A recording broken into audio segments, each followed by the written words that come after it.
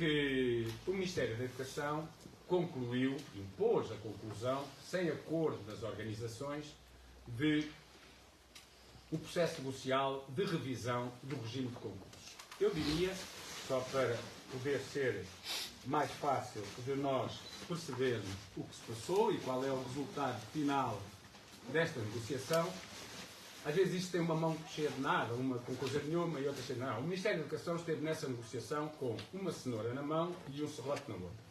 E, portanto, uma cenoura na mão, procurando que os professores mordessem na cenoura, só que os professores não são daquele tipo de comer cenoura, assim, crua e sem ver o resto, não é? E o que é que tinha a cenoura? Por exemplo, vincular 10.700 professores. É um bom número. E a esses professores são cortadas as pernas a 5.000 professores para poderem vincular. Professores com mais de 3 anos de serviço, professores com contrato ativo em 31 de dezembro de 2022, só que por terem apanhado horário temporário, por terem apanhado uma outra qualquer situação que os tenha penalizado relativamente aos requisitos que o Ministério junta aos 1.095 dias, são 5.000 professores que ficam de fora dessa vinculação. Já para não falar dos professores que, embora com mais de 1.095 dias, são professores, no entanto, que não tinham contrato ativo no dia 31 de dezembro, que, como se sabe, é um período de interrupção de aulas, na medida em que os seus contratos acabam antes da interrupção e depois só são retomados em janeiro, portanto ficam de fora. Portanto, deverá, para além destes 5.000 que ficam de fora, serão 6 ou 7.000 a não vincular. Qual é que é o problema e onde é que se cortam as pernas? É que não é só a quem tem os 1.095 dias, 3 ou 4 anos de serviço, não. É que este regime que o Ministério apresenta permite que possa vincular quem tem 3 ou 4 anos de serviço, o que é correto, na nossa opinião, mas deixa de fora quem tem 15 ou 17 ou 18 anos de serviço, só porque há um dos requisitos, para além do tempo de serviço, que não se verifica. Uma cenoura, por exemplo, quando o Ministério vem dizer que vai permitir que, no âmbito da mobilidade interna, os professores, todos os professores, possam, afinal, não ficar confinados ao seu QZP, à área do seu QZP, e possam aproximar-se da residência. Aparentemente, aqui para o Norte, esta é uma boa notícia, porque as pessoas do Norte que estão no Sul podem chegar em mobilidade interna até perto da residência. Só que ao obrigarem os professores, que são dos quadros de zona, a concorrerem a efetivos dos quadros de escola da sua área, do quadro de zona onde ficaram, os mais graduados vão, obviamente, entrar no quadro das escolas. E vão efetivar no quadro das escolas. Onde é que se cortam as pernas a estes professores? É que, no âmbito dessa mobilidade interna, estes professores ficam em prioridade abaixo de todos os outros. O que quer dizer que os professores mais graduados que vão estar na mobilidade interna, no concurso, são aqueles que, ano após ano, vão ser muito difícil, para não dizer impedidos de concorrer não serão, mas praticamente impedidos de se aproximar serão, porque ficam numa segunda prioridade, mesmo que com uma graduação superior aos que vão estar na primeira prioridade. O Ministério da Educação mostra outra cenoura aos professores, por exemplo, que são do quadro de zona pedagógica, quando diz que não têm que concorrer, afinal, ao seu e mais 3 adjacentes. Podem só ficar no seu.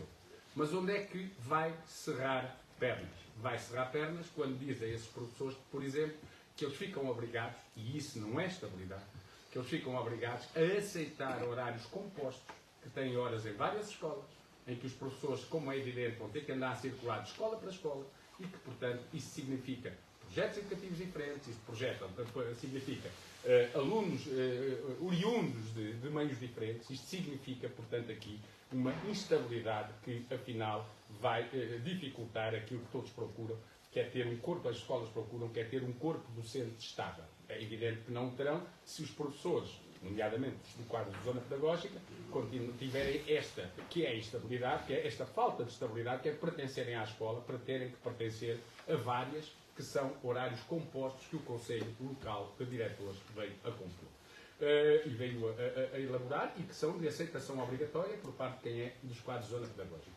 Isto para dar apenas 3 exemplos dos 6 que estão aí no documento que as organizações sindicais fecharam depois da reunião no Ministério da Educação, e em que há outros aspectos também que nós colocamos. Por exemplo, outra cenoura, para os professores contratados neste caso, é a cenoura de poderem, embora aqui pressionada pela Comissão Europeia, o Ministério da Educação e o Governo, terem uma progressão até 2 índices correspondentes ao 3º escalão da carreira. Não é? Agora, onde é que se cortam pernas de chegar lá? É que o Ministério da Educação só permite essa progressão a docentes que nos últimos 2 anos não tenham ou recusado contratos ou interrompido contratos. E há quem o fizesse por uma razão simples. Foi apanhar um contrato com muito poucas horas. E, obviamente, que procurou ir muito longe da residência.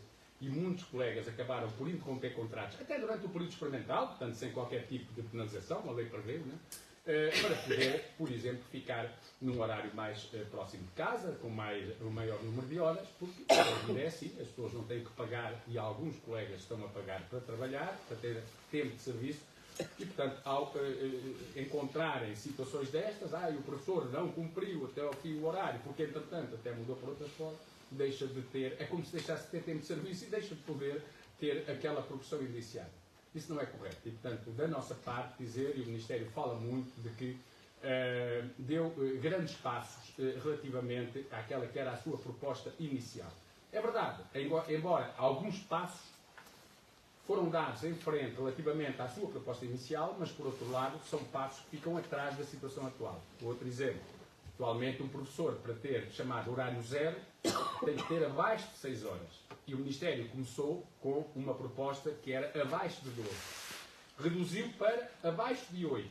E, portanto, diz o Ministério, bom, demos um grande avanço, era abaixo de 12 e agora é abaixo de 8. Pois, mas é que atualmente é abaixo de 6. E, portanto, na verdade, em relação à situação que hoje existe nas escolas, passa de abaixo de 6 para abaixo de 8 e depois isto tem consequências que é os professores terem que ou aceitar horários compostos na área do seu QZP ou irem a destacamento por ausência de componente letiva. Portanto, estes são motivos, alguns apenas, para nós não termos aceitado um acordo em relação ao regime de concursos que o Ministério apresentou, que se diria de uma forma assim final e sintética que, em relação ao regime de concurso, respeitador sobretudo da graduação profissional, foi a cenoura que o Ministério encontrou para que os professores pegassem, mas depois não abriu mão de cortar as pernas a muitos professores relativamente àquilo que seriam as condições da sua aproximação à residência e da sua estabilidade nas escolas e, portanto, a gestão dos recursos humanos. Ou seja,